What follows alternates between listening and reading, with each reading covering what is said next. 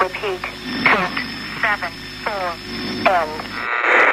I want to start this with a minor confession here that way back in the day, I used to be a card-carrying member of the Camo Everything Club. And you guys know exactly the kind of guy I'm talking about. They show up, they're wearing the camo jacket, camo pants, camo cap, they got their mask camo duct tape, they got their gun camo duct tape, they duct tape their shoes if they could get away with it. And then something happened that proved to me that you didn't have to wear camouflage in order to be sneaky.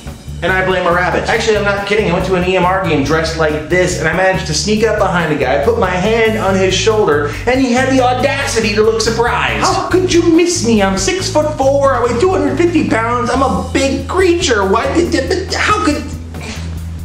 The upshot is that I learned a lesson from that game, and that is you don't have to wear complete camouflage to be sneaky. And in fact, this kind of ties into what I was talking about last week with black vests. There are two main ways of thinking on this one, and that is the Camo Everything Club or the Black equals Tactical Club. And it's always one or the other extreme. My take on it is that camouflage is good, but you don't have to camo everything. In fact, if you are serious about wearing camouflage and using camouflage, you own black gear, and let me explain why. We're going to start with what I'm wearing right here. This is as close as you can get to military ACUs without actually being in the military. Yeah, I did the homework, yeah.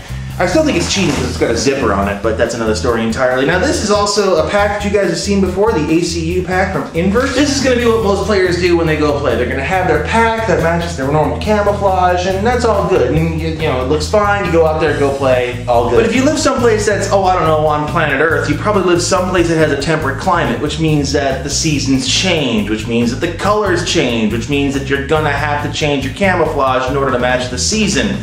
And if you're still wearing the ACU pack with green camouflage, this is going to stick out. Now, some people are going to argue me on this one saying, well, if you're wearing two different colored camouflages, then that might actually help you blend in a little bit because it's different colors. My take and my experience is that if you're wearing brown pack with green camouflage, you're going to stick out a little bit more because people are going to say, hey, wait a minute, why is this brown box walking around in the woods out there? Or let's say you're doing something a little more urban, something a little more, well, you got to be darker. Well, this nice bright colored camouflage contrasting with the nice dark camouflage over here, yeah, this is going to stick out really, really badly, and this is going to give you away. So that's why wearing camo specific gear, if you're very serious about camouflage, when you change camos to match the season or your terrain, yeah, wearing specific packs isn't going to work. Now, by contrast, let's go with one of the old black packs that I have. This is a fairly standard fare as far as packs go.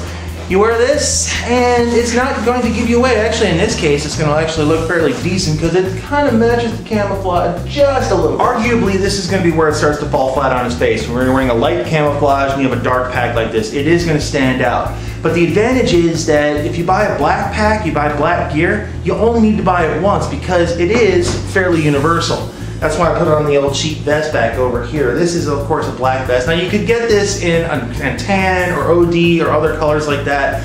But the thing is that once you start wearing different camouflages, once the season changes, those colors are going to stand out a lot more against the color that you're wearing. Now, if I really wanted to do the all camo thing, I could just get the ACU Molly gear and just plaster it up one side and down the other, but then I'd have to keep on buying ACU Molly gear and then buy this, that, and the other thing. You can just buy black gear once and be over and done with it. And actually, this kind of highlights one of the other things about wearing black. One of the things that I found over the years is that if you have mostly camouflage on or you have the extremities camouflage, that's good enough. Because I mean, let's face it, when you're out there playing, most of the time you're scrunched up like this anyway, so you've got all this camouflage that's going to be covering the front of the vest anyhow, so what's the point of wearing all camouflage on that? Well, that, if I can sneak up on somebody while wearing this, yeah, wearing a little bit of black isn't going to be that big of a deal, honestly. But I should actually also address this too. A lot of companies are making all black gear now and calling that tactical. Yeah, I'm looking at you guys, Valken and Dive. Both of y'all do this. But